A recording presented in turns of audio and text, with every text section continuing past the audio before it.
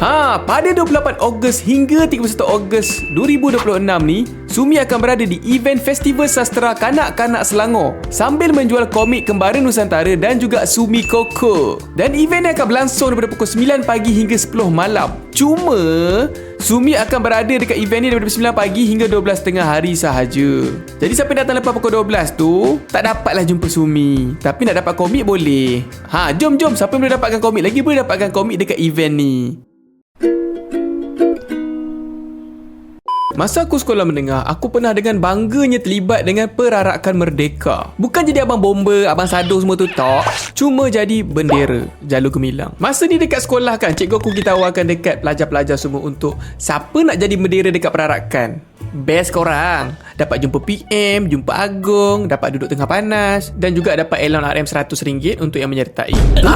Masa ni sekolah ada cuti dalam seminggu lebih dan kita orang ni kena stay dekat sekolah untuk praktis dekat perarakan ni. Sejujurnya lah kan, aku perarakan je, senang je jalan-jalan sambil sengih-sengih. Apa pun kan, masa ni kita orang ditugaskan untuk menjadi jalur gemilang bendera Malaysia tapi dalam skala yang besar dan disertai oleh beratus-ratus orang pelajar daripada seluruh sekolah dekat Pahang. Mula-mula sekali masa sekolah aku open je pendaftaran tu, aku ni antara orang yang terawal excited pergi nak berdaftar. Zaman dulu kalau RM100 tu kira macam RM1000 kot. Sekarang aku rasa lah nak kena cek inflasi pula. Tapi aku excited tadi tu bukan seorang-seorang lah. Ada seorang member aku ni dia beria sangat, dia ajak aku. Satu lagi dia ni salah seorang daripada kawan yang memang rapat dengan aku masa dekat sekolah menengah asrama dululah. Sumi, kau nak cuti kan kau nak duduk? Dua-dua. Yang mengejutkannya masa aku pergi daftar dengan dia tu, tak ramai orang sangat kot. Aku rasalah kan, mungkin sebab semua orang lain fikir nak balik kampung, tak nak kena stay kat sekolah time tu. Bermulanya hari pertama sekolah aku ditugaskan untuk join perarakan ni, kita orang ditugaskan untuk menjadi bintang. Tapi bukan satu bintang tau, satu bilah je. Daripada total 14 bilah tu. Aku tak tahu lah pepatah dia betul ke tak, bilah ke bucu ke.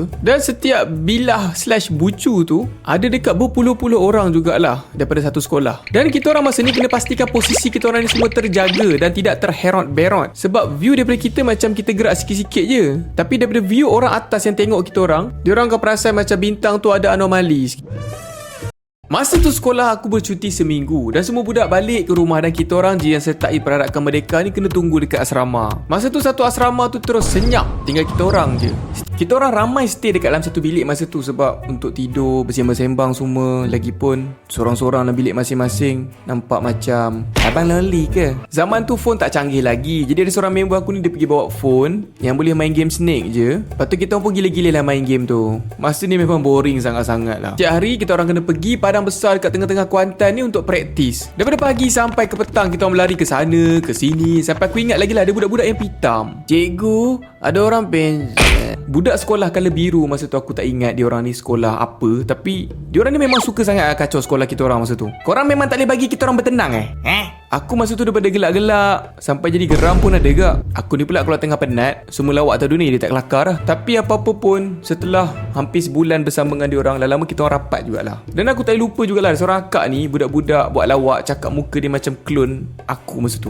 Nasib baiklah akak tu friendly orangnya dan tak marah. Sebabkan aku join jadi bendera Malaysia ni lah, aku kenal ramai kawan-kawan baru dan geng-geng daripada sekolah lain. Asal time ni kita orang kena pegang macam satu bendera besar ataupun logo slogan untuk tahun tu. Tak, aku tak ingat dah lebih 10 tahun dah.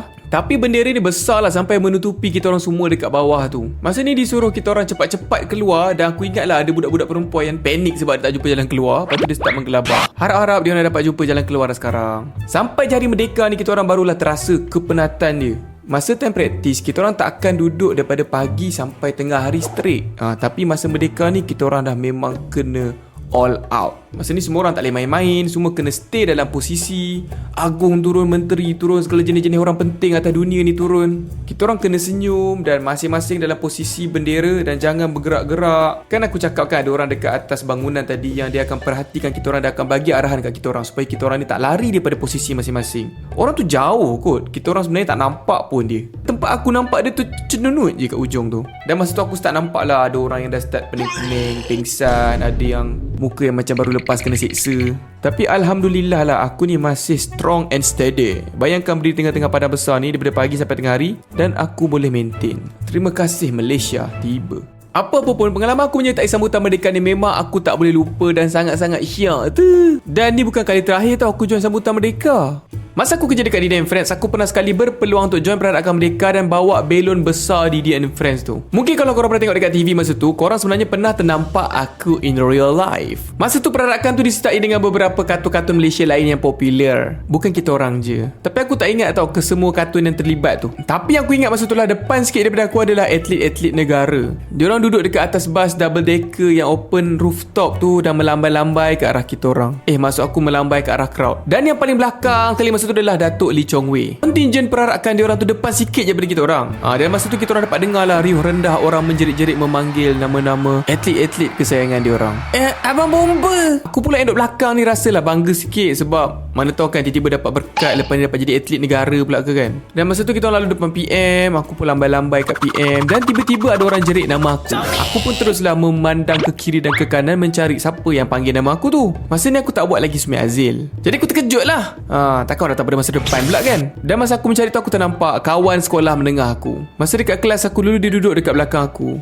Kuat tidur orangnya. Tak adalah gurau. Dan paling tak boleh belah masa tu dia pergi jerit nama aku. Jadi malu lah. Tapi seronok juga sebab rasa macam popular. Aku tak ingat ni kali kedua ke kali pertama aku join selepas aku masa sekolah tadi. Tapi seronok sebab dapat jumpa atlet, dapat tengok PM depan-depan dan dapat bersesak-sesak ramai-ramai.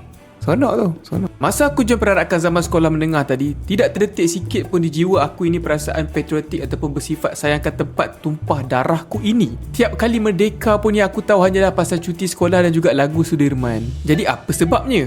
Tidak lain tidak bukan hanyalah sebab dapat RM100 allowance tadi. Tapi lepas aku berpenat lelah sebulan tu, tiba-tiba aku rasa macam seronok tau. Dan lagu merdeka ni sebenarnya sedap-sedap juga. Kenapa lagu merdeka tak banyak macam lagu raya Boleh ikut kurangkan lagu raya dan lebihkan lagu merdeka pula. Dan tiba-tiba masa tu aku mula sukakan sambutan merdeka. Dan setiap kali merdeka je aku akan pergi tengok perarakan dekat TV. Aku tertarik dengan cara sambutan dan perayaan dia setiap tahun. Dan aku pun mula nak tahu lebih pasal merdeka ni dan start baca buku-buku dan cerita kisah macam mana negara kita ni boleh merdeka. Dan apa tu merdeka. Yang penting dia bukan pendeka lah. Dan macam aku cerita juga tadi, lepas aku kerja aku dapat peluang untuk join perarakan ni. Apa lagi aku seronok ni sebab dia mengimbau kenangan aku masa budak-budak tadi join perarakan tu semua. Sempena Merdeka ni, jualan komik Sumi sedang dibuka di Shopee dan juga TikTok. Korang boleh dapatkan sekarang. Dan juga setiap pembelian Sumi Koko sampai akhir bulan ni, 31 hari bulan Ogos, korang akan berpeluang untuk mendapat buku nota Sumi Kembara ini percuma. Dengan pembelian Sumi Koko, combo, single, triple, tak kisah. Asalkan beli Sumi Koko. Dan juga jangan terlepas kepada siapa yang nak dapatkan komik Sumi Kembara Nusantara secara direct dekat event pada 28 bulan Ogos hingga 31 bulan Ogos ni. Dan dekat event ni nanti Sumi akan berada daripada pukul 9 pagi hingga 12.30 hari sahaja. Kalau nak jumpa Sumi, datang waktu tu. Kalau datang lepas tu, Sumi dah tak ada. Tanda tarikh ni kat kalender. Jumpa kat sana.